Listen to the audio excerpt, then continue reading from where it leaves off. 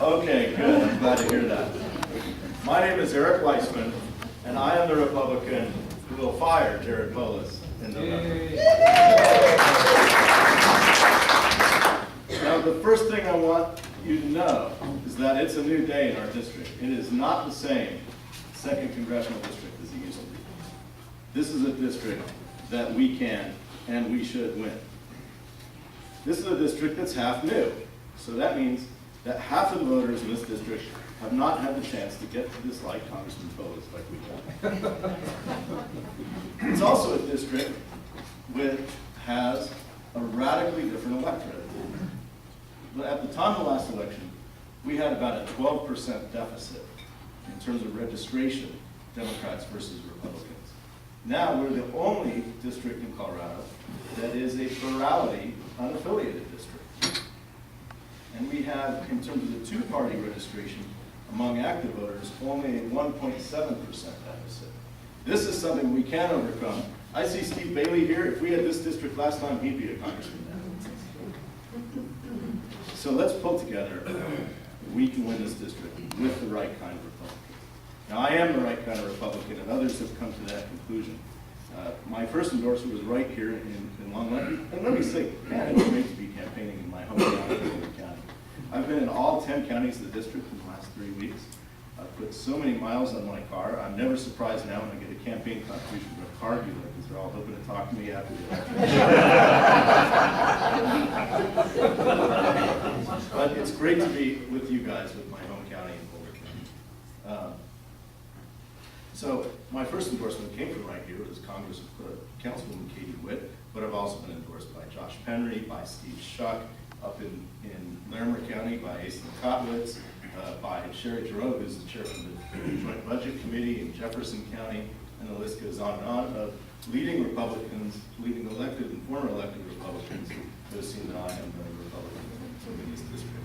I'm also supported by a lot of business leaders around Colorado, people like Dick Robinson and Dan Ritchie and Chad McWhinney up in Larimer County, and Stephen Tebow here, and that list goes on and on too. So they have all looked at me and come to the conclusion that I'm the right Republican to represent the second congressional district. Now, I'd like to tell you a little bit about myself so you can come to your own conclusion whether I'm the right Republican. I'm proud to be a first-generation American. My dad fled the oppression of socialism and Nazism in Eastern Europe around the time of World War II.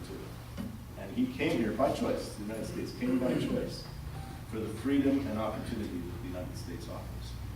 And he raised me, and he raised my sister, speaking every time that he could about the importance of that freedom and the importance of that opportunity, that we should love and respect America and appreciate the blessings that she bestows on us. My mom taught us other values, things like integrity and perseverance. And those, of course, are values that you're going to need to have in your representative. You want to be able to count on your representative not to abuse his office. You want to be able to count on him to work hard because it's not an easy fight. It's not an easy fight to defend liberty. It's not an easy fight to defend the free market. In case you were wondering, she also taught some manners, things like don't spend all your time bragging about yourself, don't ask strangers for money. Those are things that I had cast by the wayside.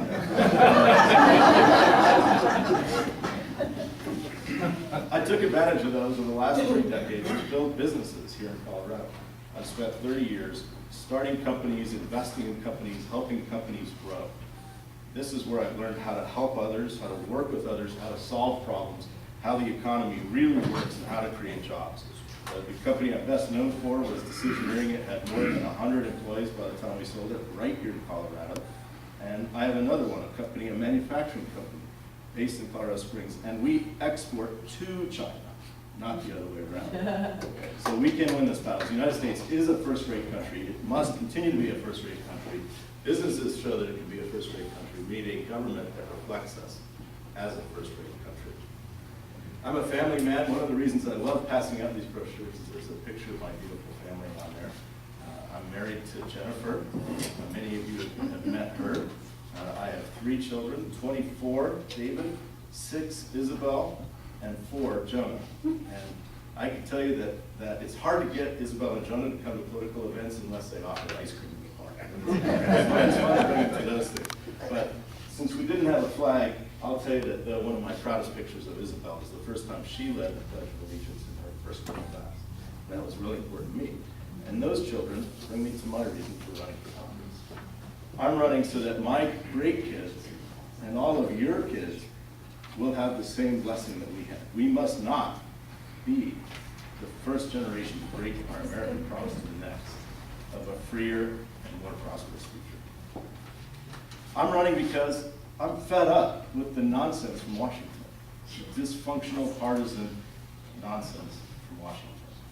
And I'm running because we've reached an era, we've reached a point where it's going to take people who really know how to solve problems, who learned it in the community, who learned it in the private sector, to go out and address the enormous challenges that we face as a nation.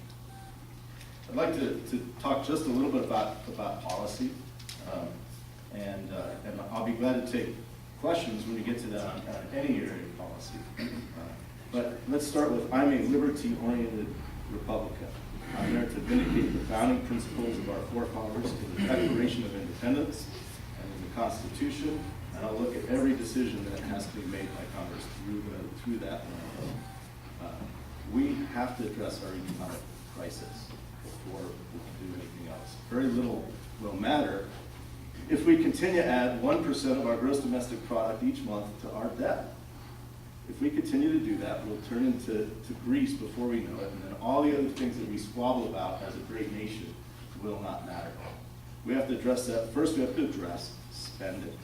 And anybody who tells you they can address spending without looking at entitlements isn't telling you the truth.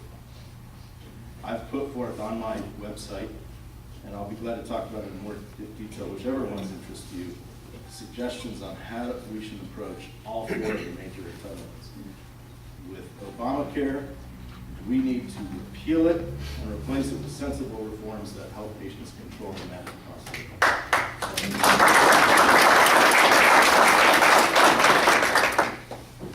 I've put out proposals on Social Security, on Medicare, and on Medicaid, all of which will be needed to bring the cost down and make sure that it's solvent.